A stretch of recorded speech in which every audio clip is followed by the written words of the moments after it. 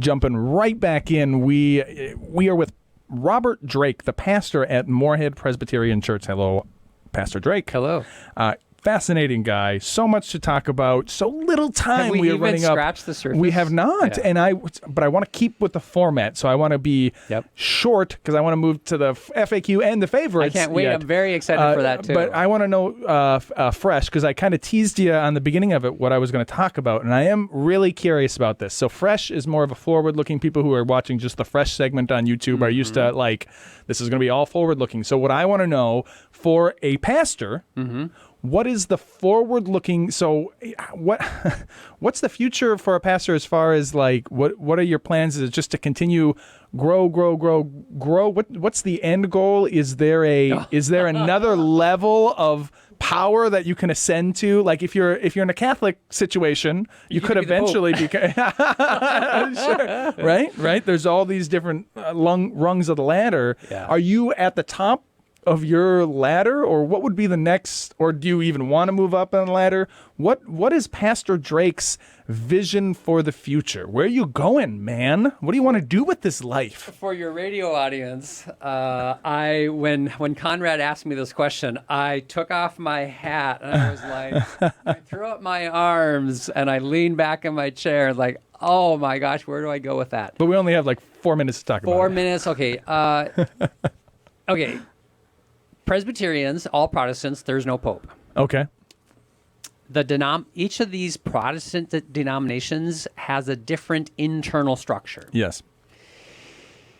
You can rise up into that structure based on your skill set, just like a company. You know, you rise according to your skill set. But because we're a church and because we're believers in God's plan, it's so. For instance, pastors don't have a job. Okay. We have a call. We feel that we are called by God to a church, and that there's that God's Holy Spirit works between those pastors who are looking for a new church and those churches who are looking for a new pastor. Maybe their other pastor retired, or whatever happened, yes, we have a computer system. It's a database system that helps to also match us, but we also believe that we're called to serve a church. Now, a pastor decides to leave a church when they no longer sense that the call is, well, not valid, but when they feel like it's time that God's calling them to their next phase, not their next level, might even be a smaller church that they're going to. But they just feel like they're called to somewhere new, or not. They might be there for a long time. Well, so we didn't. I wish we could have touched on this in the famous segment. I mean, you're just an interesting guy, and there's so much to talk about. How did you? Somebody's making the decision. I mean, you can't just stand up and say, you know what? God made. I got called. Don't look into it. But I got called. So here I am. Like somebody's placing you, and it's a mix of God and people. Sure. So yes, there's a system, there's a management structure, there's a system. Not anyone can just throw their shingle out and say, hi, I'm a Presbyterian pastor. We have rules, we have levels you have to go through, you have to be certified, you have to be connected, all that. Is there another level above where you are now? What would that be? We call it the presbytery. The presbytery? Yeah, that's why you're Presbyterians. That's why we're Presbyterians. Then above that, there's a synod. Okay. And then above that, there's the General Assembly. Okay. I'm sorry, are you looking to get into the General Assembly in time? No. Are you looking to become a presbytery, or? I could, but no. Okay. What is it? Not for any reason. Yeah. But now I don't feel that I'm called to that level. And so do you have, Yeah, I guess you can't really have plans for your calling because you're not in control of it, right?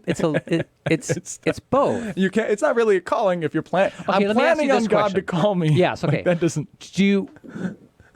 Okay, so this being called is not unique just to people who believe in God or people who are pastors. Okay. Sure. Yeah. All of us feel that there's a phase in our life. Yeah. Multiple phases. Yeah. sometimes a person might say, you know what, I've been working at this company for 10 years. I've been living in Fargo for 10 years. I just feel like something's calling me to try something new. I see. And they do. I also believe that's God. Now, it does not have to be the Christian God. I think there's only one God, and I think that the one God, we're in the weeds again.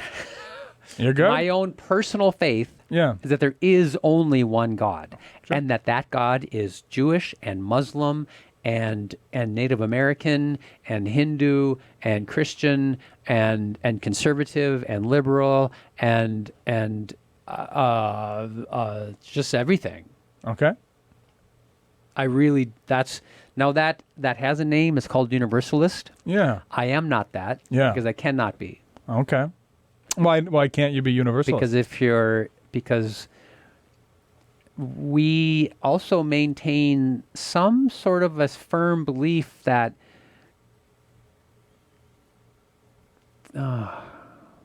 golly. Well, I mean, I think the only whenever I hear, you ever seen that movie, the show The Incredibles?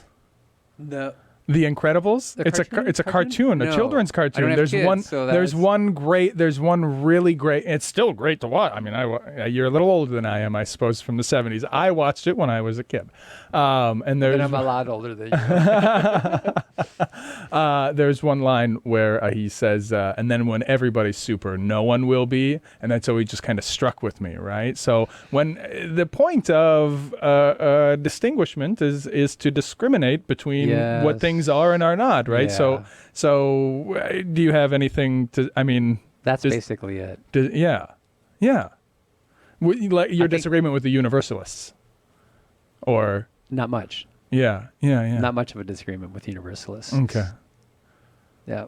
Very good. Okay. Well, that is all the Universalism we have time for. We are going to jump out and then jump back in to frequently asked questions. So don't go nowhere.